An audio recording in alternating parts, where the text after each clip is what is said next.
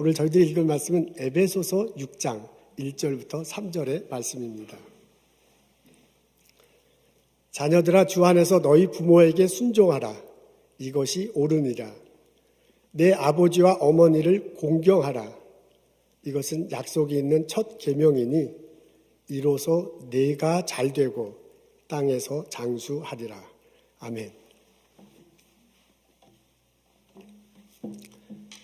오늘은 어버이 주일입니다. 나를 낳으시고 기르신 어머니 아버님을 기리고 그리고 자녀로서의 우리의 삶을 되돌아보는 날이기도 합니다. 제가 이번에 우리가 낳으시던 부모님을 친부모라고 합니다. 친부, 친모라고 하기도 합니다. 그 친자가 한자어거든요. 그 한자어 풀이사전을 보니까 재미있는 내용이 나와 있더라고요. 어느 동네에 늙은 어머니와 아들이 살고 있습니다. 장날이 되었네요. 닷새 만에 열립니다. 그래서 아들이 지게에다가 나무찜하고 그리고 장터에서 발짐을 물건을 싣고 장터로 갑니다. 어머니는 이제 집에 계신데 집안일을 하는데 몸은 여기 있는데 마음은 장터에 가 있어요. 아들이 그 물건을 잘 팔 수 있을까?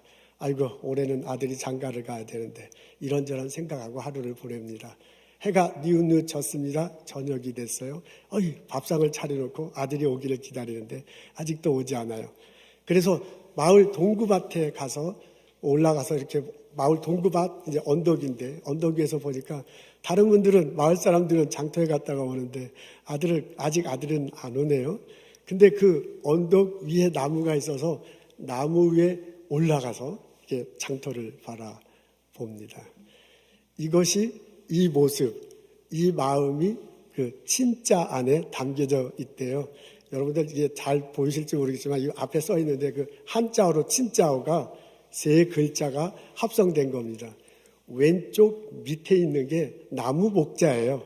그래서 나무에다가 그 왼쪽 위에 있는 게 설립자래요. 그래서 나무 위에 올라가서 그다음에 오른쪽에 있는 자가 볼견자입니다. 그러니까 한자어 자체가 나무 위에 올라가서 바라본다라는 뜻을 품고 있다고 합니다. 애틋한 어머니의 심정이 담겨있는 단어라고 하는군요. 내 친구의 효자는 어떤 글인가 하고 한자풀이를 봤습니다. 얘기는 계속되고 있습니다. 아들이 장터에서 이제 물건을 다 팔았어. 이제 그러냐고 좀 늦었어요. 그래서 어머니가 좋아하는 물건을 좀 사고요. 그리고 고등어 몇 마리를 사고 지게에 메고 터덕터덕 걸어옵니다. 근데 어머니가 그냥 이 늦은 시간인데 동구밭까지 나와 있어요. 아니, 어머니 그냥 힘드시게 여기까지 걸어오셨어요. 그냥 집에 계시지. 그렇게 말하면서요. 걸어가시기 힘드시니까 내가 업어드릴게 하고 지게 위에 어머니를 엎히고 지게를 메고 그리고 집으로 돌아옵니다. 여러분, 효자에 보면 두 글자로 되어 있는데 위하고 아래하고 두 글자로 되는데 아래는 아들 자자예요. 그리고 위에 있는 글자는 이제 늙은 노인할 때 그 노자입니다. 그러니까 이제 아들이 늙으신 어머니를 업고 오는 모양새래요. 그런 모양새를 가지고 있다고 합니다. 그래서 효자 안에는 어머니를 모시는 애틋한 심정 이런 것들이 담겨 있다고 합니다. 오늘은 어버이 주일입니다. 나를 낳으시고 부모님 하신 어머니, 아버님을 기리는 날입니다. 이런 날은 효자를 생각하게 되는데 나는 나의 어머님을, 나의 아버님을 어떻게 업어드립니까? 업어드리는 건데, 다른 말로 표현하면 모셔드리는 건데, 우리식으로 얘기하면 챙겨드리는 건데, 나는 나의 부모님을 어떻게 챙겨드리고 있습니까? 오늘 저희들은 에베소서 6장에 있는 말씀을 읽습니다. 거기에 보면 순종하라라는 단어가 나오네요. 그걸 쭉 읽어보면 우리가 이 설교본을 아주 많이 들어서 아주 익숙한데 외우시는 분도 있을 거예요. 여기 보면 순종하라라고 나와 있는데 자녀가 부모에게 순종하면 벌어질 일 세 가지를 적어 놓았습니다. 우리 앞에 있는데 다 같이 한 목소리로 읽겠습니다. 시작. 이것이 옳으니라. 이로써 내가 잘되고 땅에서 장수하리라. 그 2절과 3절에 나와 있는 내용을 보면 부모에게 순종하면 이런 세 가지가 자녀들에게 벌어질 거라고 합니다. 맨 밑에부터 하도록 하죠. 땅에서 장수할 거라고 하네요. 오랫동안 사는 겁니다. 내가 이 땅에 태어난 것은 부모님이 나를 낳아주셨기 때문입니다. 인간이 태어나자마자 아무것도 할 수 없대요. 다른 동물은 태어나서 뭔가를 하는데 인간은 태어나자마자 아무것도 못 한대요. 그래서 부모가 돌보지 않으면 그대로 죽는 거야. 근데 이제 부모님 돌봐주셔서 생존할 수 있었죠. 청소년층을 지나면서 자라고 이제 장성한 어른이 됩니다. 그 정도가 아니야. 장수하는 거니까 오랫동안 사는 거예요. 내가 태어나서 성년이 되고 청소년이 되고 성년이 되고 오랫동안 살 수 있게 된답니다. 영어로 보니까 enjoy라는 단어가 포함되어 있어요. enjoy long life. 오랫동안 사는데 즐겁게 사는 거야. 오랫동안 즐겁고 행복하게 살 수 있게 됩니다. 그게 어떻게 해서 벌어진 거냐면 부모님한테 순종할 때 자녀에게 벌어진다고 합니다. 이걸 좀 요약해서 표현하자면 건강한 삶이죠. 건강한 삶을 자녀들이 얻는데 부모로부터 순종할 때 얻는다 그 말입니다. 두 번째는 이로써 내가 잘 된다라고 그렇게 얘기해요. 부모에게 순종하면 자녀된 내가 잘 된대요. 잘 된다. 영어로 보니까 go well이야.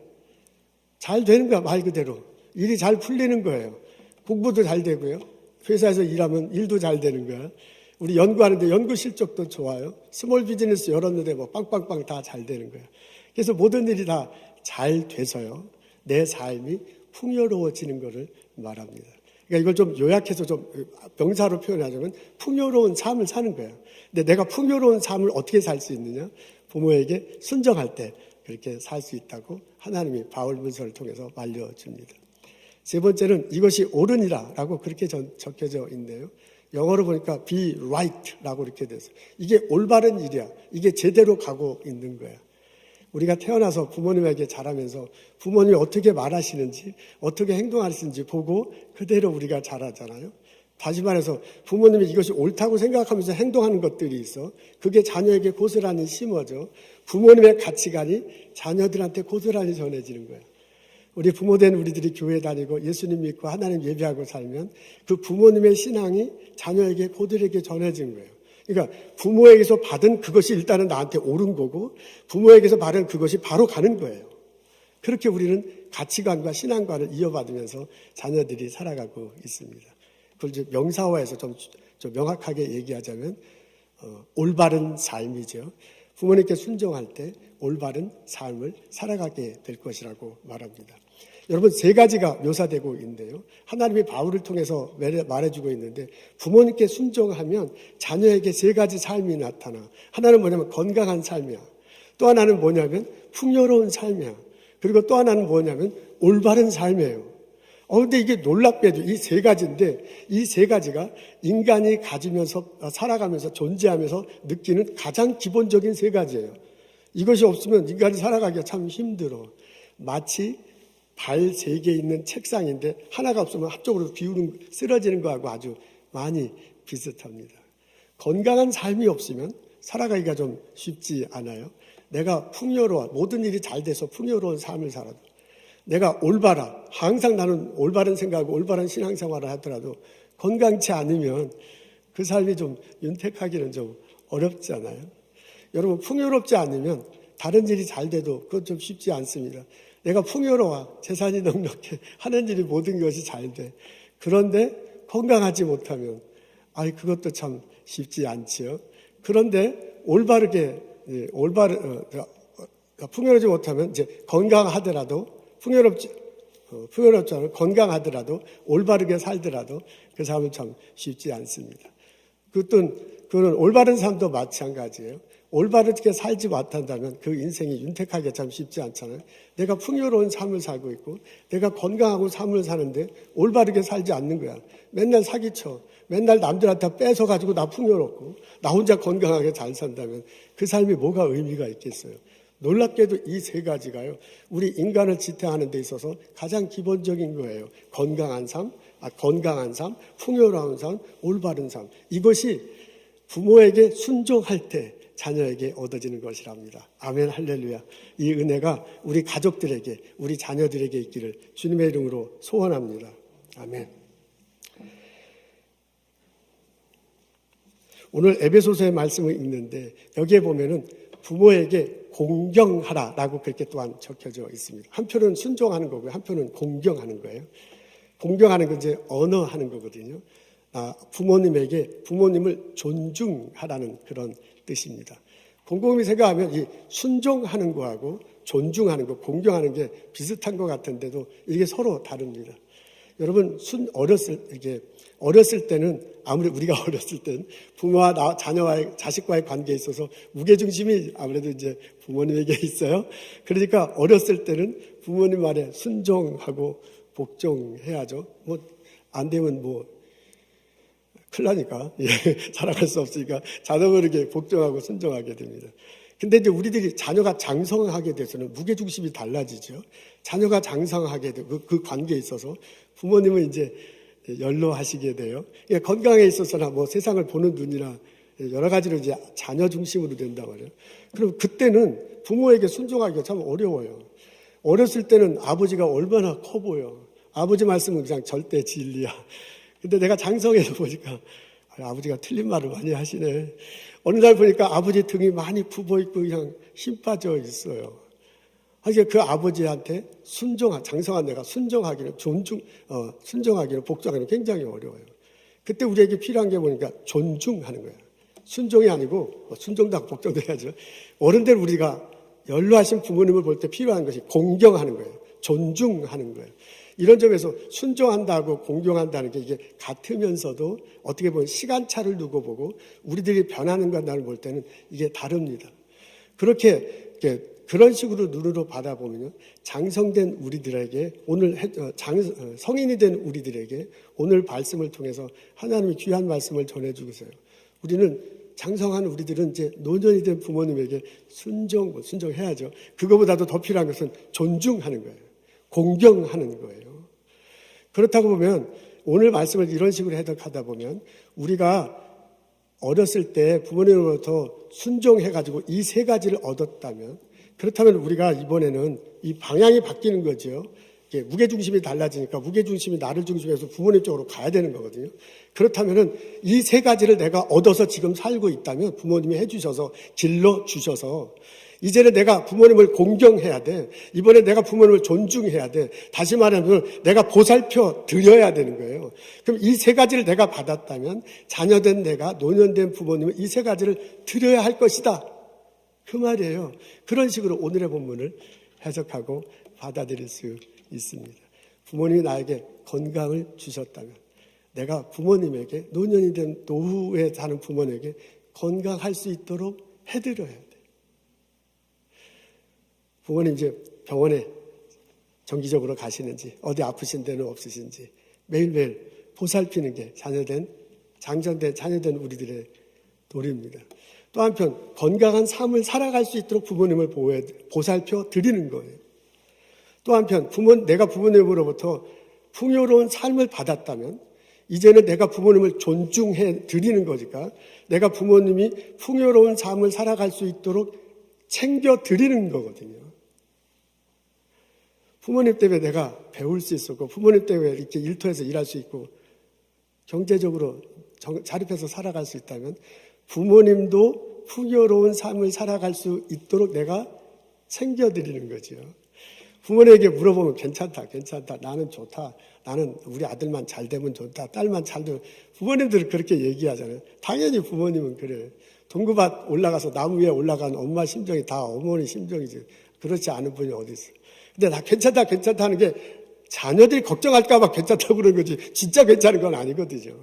그러니까 그 마음을 살펴서 경제적으로 어렵지 않은지 혹은 이렇게 좀 관계가 좀 불편한지 보살펴 드리는 것, 그게 바로 자녀들이 해야 할 것이 아닌가라고 해석할 수 있다 그 말입니다. 우리가 부모님으로부터 올바른 삶을 살아갈 수 있도록 받았다면 우리가 부모님을 존경할 때, 아버님을 존중할 때, 어머님을 존중할 때 또한 어머님도 아버님도 그런 삶을 살아갈 수 있도록 해드리는 것이 우리들의 올바른 삶인 듯합니다. 여러분 건강하면 관계도 건강하고 몸도 건강하면 생각도 이게 건강한데 그렇지 않으면 이게 좀 부정적인 생각을 많이 하게 되잖아요. 부모님 혼자 계시면 이제 외롭게 계시면 자꾸 외롭다 보니까 좀 부정적인 생각을 많이 하시는 것 같아요. 전화드리고 말벗해드리고 어떻게 지내신가 보면 아무래도 이제 말상대가 있고 같이 관계를 맺을 수 있으니까 이게 건강한 삶을 살 것입니다. 올바른 이제 신앙생활 열심히 할 수 있도록 교회 열심히 다닐 수 있도록 말을 해드리는 것도 참 좋은 삶인 듯 합니다. 우리는 에베소서를 읽고 있는데요. 이걸 이런 식으로 받아들일 수 있어요. 우리가 부모에게서 순종해서 건강한 삶을 살고 있고 풍요로운 삶을 살고 올바른 삶을 살았다면 이제 성이 된 우리들이 보살펴 드리는 거거든요. 업어 드리는 게 효라니까 그걸 협조해서 이 바울의 문서를 해석하자면 부모님이 건강한 삶을 살 수 있도록 보살펴 드리는 거예요. 부모님이 올바른 삶을 살할 수 있도록 보살펴 드리는 거예요. 풍요로운 삶을 살 수 있도록 보살펴 드리는 것, 그게 바로 자녀된 우리들이 해야 할 일이라고 생각합니다. 이렇게 될 때 우리 가정이 균형 잡힌 삶을 살아갈 수 있을 것입니다. 이렇게 될 때 우리 가정이 행복한 가정을 꾸리며 살아갈 수 있을 것입니다. 우리 성령학교 교우 여러분들에게 이런 놀라운 일들이, 행복한 일들이 벌어지기를 주님의 이름으로 기도합니다. 아멘. 근데 안타깝게도 드물기는 하지만은 부모님을 생각할 때 마음이 불편하신 분도 있을 수 있습니다. 아버지를 생각하면 막 마음이 쓰라래요. 원망이 솟습니다. 엄마를 생각하면 그 힘겨운 목소리로 늘상 나를 의지했던 게 힘들어. 그래서 엄마로부터 도망가고 싶은 생각이 있는 분들도 있습니다. 부모님에 대한 추억은 행복했다기보다는 막 지긋지긋한 추억을 갖고 있는 분들도 있을 수 있습니다. 내가 받은 것이 없는데, 오늘 에베소서에 보면, 이렇게 묵상해 보면 그 구조상 부모님에게 순종해서 받았으면 부모님을 존중해서 드려라는 건데요. 그게 이제 밑에 깔려 있는 건데요. 부모한테 받은 게 없는데 뭘 드려? 라는 생각을 갖고 있는 분들도 있을 수 있습니다. 그래서 주 안에서 라는 표현이 여기에 들어간 것입니다. 부모님을 존중해 드리는데, 보살펴 드리는데 주 안에서 하라 라고 하나님의 바울을 통해서 우리들에게 말해주고 있습니다. 예수님과 우리들의 관계가 형성되고 유지되는 것은 전적으로 예수님 때문이야. 그러니까 예수님의 사랑과 은혜 때문이야. 내가 어떻게 잘해서, 내가 어떻게 좀 이뻐가지고 예수님과 나의 관계가 형성되고 유지되는 게 아니거든요. 예수님이 사랑과 은혜로 덮어주셨기 때문에 내가 예수님과 관계가 유지되는 거야. 내가 그 예수님을 믿고 구원을 받았다면 당연히 예수님과 사랑과 은혜 때문에.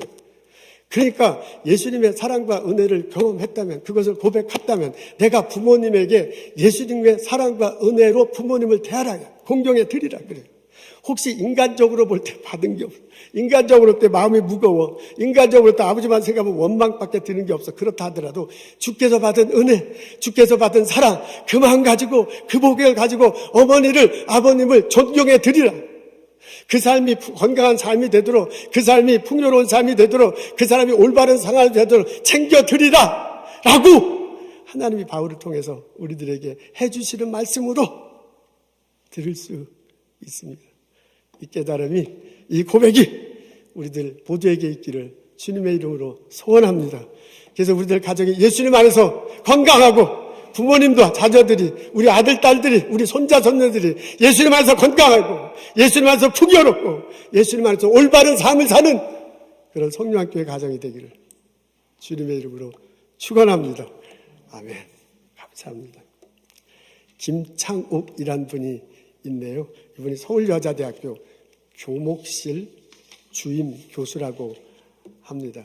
이분이 주로 소통에 관해서, 커뮤니케이션에 관해서 한국에서 강연을 한대요. 회사, 감옥소, 이런 데, 교회에서 강연을 하는데 아주 유명한 강사랍니다. BTS 있죠? 이 노래 가수인데 이 사람이 강연계 BTS다. 그렇다고 하네요. 제주도에서 태어났습니다. 아버지가 상급 청각 장애인이야. 아버지하고 얘기하려면 막 소리 지르면서 얘기를 해야 돼요. 근데 그 아버지가 이제 제주도에 그 돌담 있잖아요. 그 돌담을 쌓는 그런 노동자였는가 본데 그게 이제 잘 될 리가 없죠. 그래서 어린 시절 무진장 이제 가난하게 살았습니다. 아버지가 좋아하는 게 도박이야. 화투하고요. 윷놀이인데 윷놀이로 도박을 하는가 봐요. 제주도는 그런지 아마 저 아버님만 그런지 이 윷놀이로 이제 도박을 하는가 봐요. 근데 그렇게 하면 이제 다 잃고 다른 날이 거의 없어. 잃고 오는 날은 술 마시고 들어와서 엄마 때리고 그냥 집안에 큰 소리 치고 막 그래요.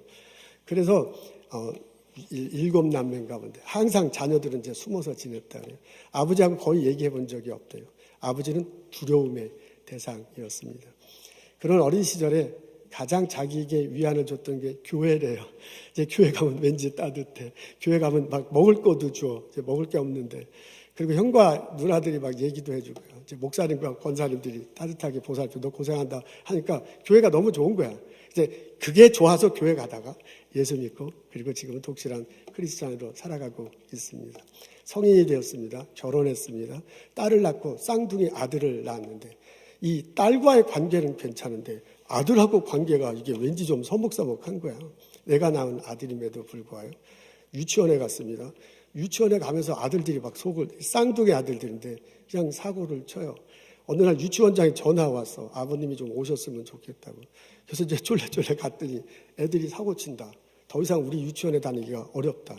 그러면서 유치원 원장이 뭐라 그러냐면 애들 얘기하고 말하는 것을 곰곰이 보면 이 쌍둥이 아들들하고 아버지하고 관계가 안 좋아서 이런 일이 있는 것 같다. 그러더래요.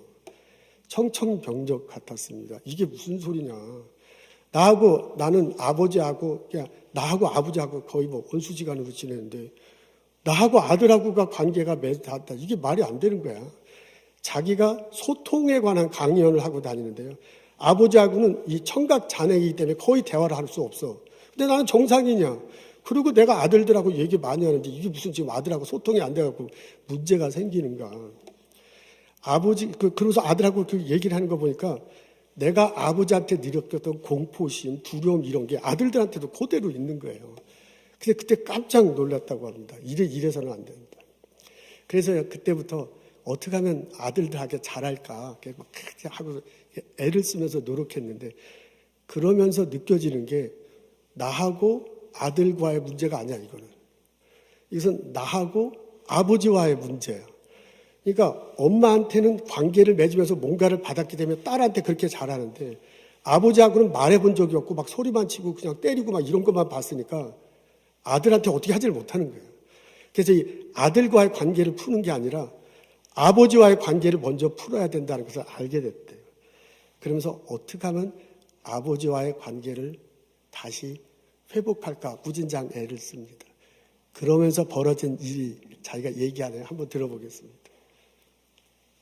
제가 아버지한테 돈을 안 드렸거든요. 아버지한테 돈을 드렸더니 윷놀이로 사회에 환원을 하셨어요.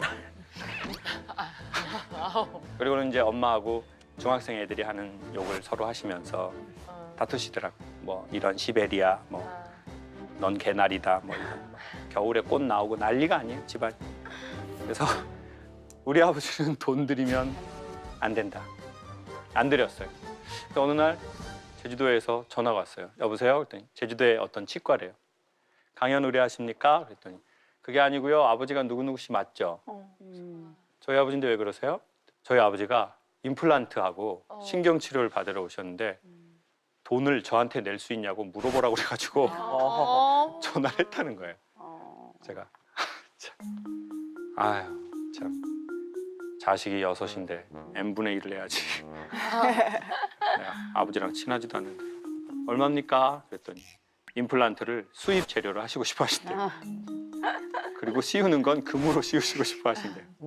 돈이 꽤 많이 나왔는데 저보고 낼 거네요. 예, 제가 할게요. 잘 부탁드립니다. 하고 전화를 딱 끊으려는데 그런데요. 할아버지가 전화 바꿔달래요. 예? 저희 아버지 귀 안 들리는데?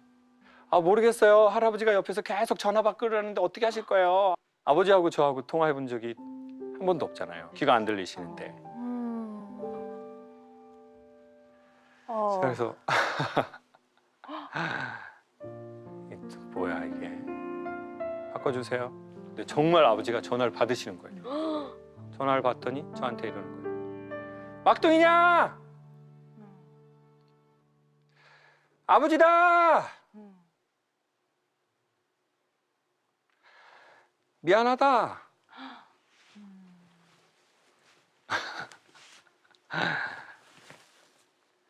귀가 안 들리시는 분이 소리를 통제해서 작게 내시더라고요.